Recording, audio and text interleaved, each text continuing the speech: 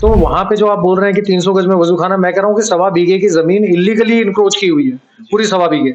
आज की तारीख में दिल्ली में सवा बीघे की ज़मीन जो है, किसी भी अच्छी जगह पे वनमोल जगह है, उसके प्राइस की आप कैलकुलेशन नहीं कर सकते।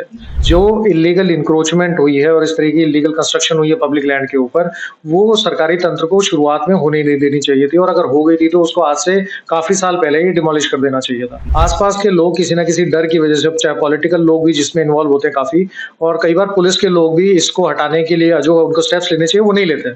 तो लोग अपनी सुरक्षा के डर की वजह से कुछ नहीं करते हैं कई बार। तो आपने कब्जे में लिया इल्लीगल तरीके से, वहाँ कंस्ट्रक्शन कर दी, जो कि आपको एक भी ईंट वहाँ रखने का अधिकार नहीं था।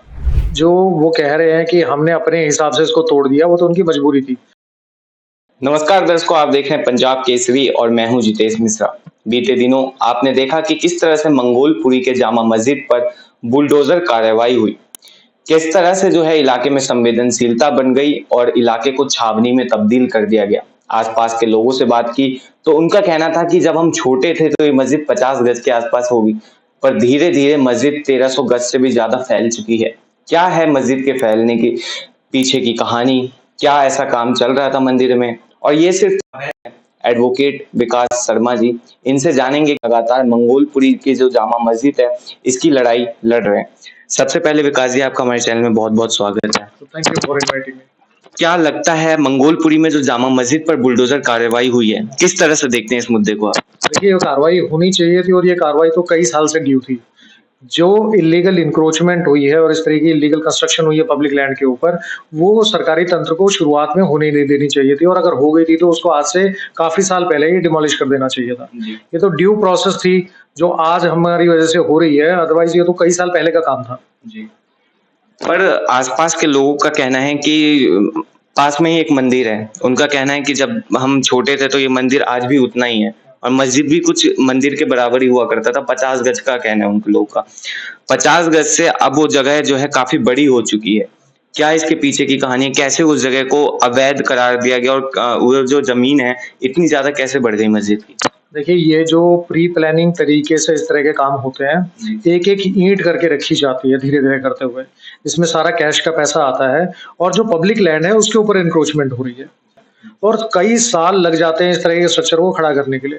आस-पास के लोग किसी न किसी डर की वजह से, चाहे पॉलिटिकल लोग भी जिसमें इन्वॉल्व होते हैं काफ़ी, और कई बार पुलिस के लोग भी इसको हटाने के लिए जो उनको स्टेप्स लेने चाहिए वो नहीं लेते।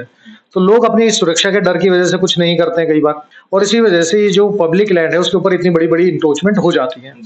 यहाँ भी यही हुआ है कि पब्लिक लैंड पे आपने लगभग सवा बीघे की ज़मीन, उसको आपने कब्ज़े में लिया इल्लीगल तरीके से, वहाँ कंस्ट्रक्शन कर दी, जो कि आपको एक भी ईंट वहाँ रखने का अधिकार नहीं था। सबसे इम्पोर्टेंट चीज़ ये है कि जो आज की तारीख में मस्जिद की तरफ से लड़ाई लड़ रहे हैं, उनके पास एक भी इंच ज़मीन उनके नाम पे अलॉटेड नहीं है। पर कहीं ना कहीं अगर हम इस पूरे मुद्दे को देखें, क्या लगता है कि मस्जिद के अंदर में जो मुझे वहां पहुंचने के बाद जानकारी मिली कि 300 गज में सिर्फ वजू खाना था। क्या इतना बड़ा एरिया जब वहां पे बन रहा था, एमसीडी तमाम एजेंसियां हैं जो दिल्ली की, दिल्ली पुलिस, इन पर क्या सोचते हैं आप? कहाँ थी इन लोगों की नजर? तो वहाँ पे जो आप बोल रहे हैं कि 300 गज में वज़ूखाना, मैं कह रहा हूँ कि सवा बीघे की ज़मीन इल्लीगली एन्क्रोच की हुई है, पूरी सवा बीघे। आज की तारीख में दिल्ली में सवा बीघे की ज़मीन जो है, किसी भी अच्छी जगह पे वनमोल जगह है, उसके प्राइस की आप कैलकुलेशन नहीं कर सकते।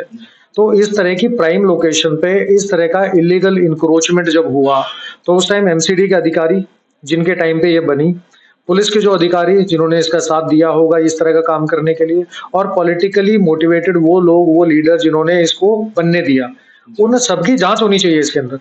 और इस तरह के और भी लगभग 300 से ज़्यादा स्ट्रक्चर, जो तो मतलब मेरे पास लिस्ट है, 300 से ज़्यादा स्ट्रक्चर तो दिल्ली में आस-पास में ही है, बल्कि ज़्यादा है, कई हज़ारों की संख्या में होंगे।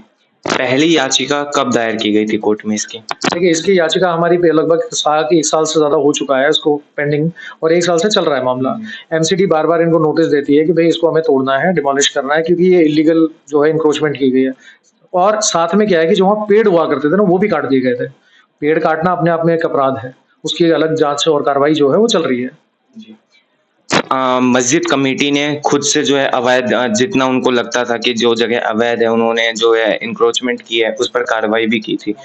पर फिर भी जो है आगे और कितनी जमीन जो है लगता है बाकी है कार्रवाई होने की, और एमसीडी का जो रेड मार्क एरिया था, क्या उस पे कार्रवाई हुई है इसमें? देखिए, जो वो कह रहे हैं कि हमने अपने हिसाब से इसको तोड़ दिया, वो तो उनकी मजबूरी थी। अगर वो नहीं तोड़ते तो सरकारी जो हमारे जो कोर्ट जो केस है वो पेंडिंग है, और एमसीडी जो है ऑलरेडी इनको नोटिस दे चुकी थी। तो ये टूटना तो था। अब उन्होंने अपनी मर्ज़ी से कितना तोड़ा और कितना नहीं तोड़ा, और पूरा कोई नहीं तोड़ता। अभी भी जहाँ तक मुझे इन्फॉर्मेशन है, अभी भी लगभग 10 से 12 फुट की ज़मीन जो है, वो अभी भी इल्लीगली इंक्रोच की हुई है, बाहर की तरफ से, जो एनसीडी को तोड़ दी है। बाकी की जो ज़मीन है, वो डूसिप के पास है, और डूसिप उसमें बाकी की जो 400 गज की ज़मीन है, उसके ऊपर भी उसमें कार्रवाई करनी चाहिए, और वो जो उसकी डिमोलिशन है, वो होनी चाहिए। क्या लगता है ऐसी कितनी जगहें और होंगी दिल्ली में, राजधानी में? क्योंकि देखिए राजधानी एक ऐसी जगह है जहाँ पे बाहर-बाहर से लोग घूमने आते हैं, विदेशों से आते हैं।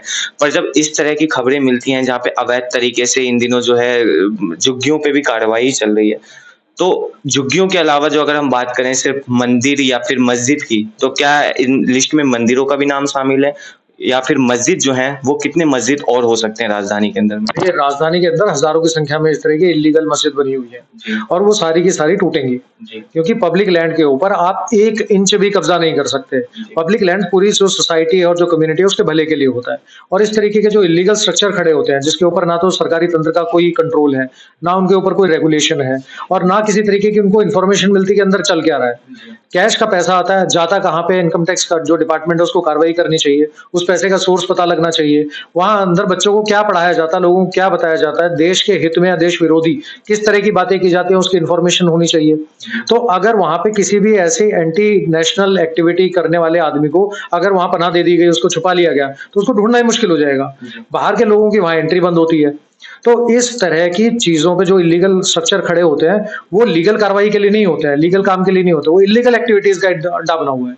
और जितनी भी है, मैं बता रहा हूँ आपको, 1-1 इंच ज़मीन जो दिल्ली में है या फिर दिल्ली के बाहर है, जो इल्लीगल तरीके से एनक्रोच की हुई है, वो सारी की सारी साफ़ होगी, वो सारी की सारी जो एनक्रोचमेंट है, वो हटेगी। है तो नेशनल सिक्योरिटी का कोई दूसरा मुद्दा नहीं हो सकता। मैंने बताया आपको कि फंड्स का सोर्स पता करना ज़रूरी है, अंदर की एक्टिविटीज़ के बारे में जानना बहुत ज़रूरी है। और नेशनल सिक्योरिटी एक ऐसी चीज़ है, मान के चलिए कि कोई भी अगर देश के विरोध में काम करना चाहेगा, तो वो हमेशा ऐसी जगह ढूँढेगा जिसके ऊपर रेगुलेशन नहीं है, जिसके ऊपर जहाँ से इन्फॉर्मेशन नहीं आती है। ये थे हमारे साथ खास बातचीत के लिए एडवोकेट विकास शर्मा जी, जो लगातार मंगोलपुरी के जामा मस्जिद की जो है याचिका इन्होंने कोर्ट में दायर की थी, और जो लड़ाई है वो काफ़ी लंबे समय से लड़ते आ रहे थे, जिसके बाद जो है कोर्ट का ऑर्डर आया और मंगोलपुरी के जामा मस्जिद पर जो है कार्रवाई शुरू हुई। बहरहाल इस खबर पर आपकी कोई अपनी राय हो तो हमें कमेंट में लिखें, और ऐसी तमाम अपडेट्स के लिए देखते रहिए punjabkesari.com दिल्ली। धन्यवाद। अगर आप ताज़ा खबरों के साथ हमेशा जुड़े रहना चाहते हैं तो अभी हमारे YouTube चैनल पंजाब केसरी दिल्ली को सब्सक्राइब करें। साथ ही Facebook और Instagram पर भी हमें फॉलो करना ना भूलें। आपका समर्थन ही हमारी ताकत है। धन्यवाद।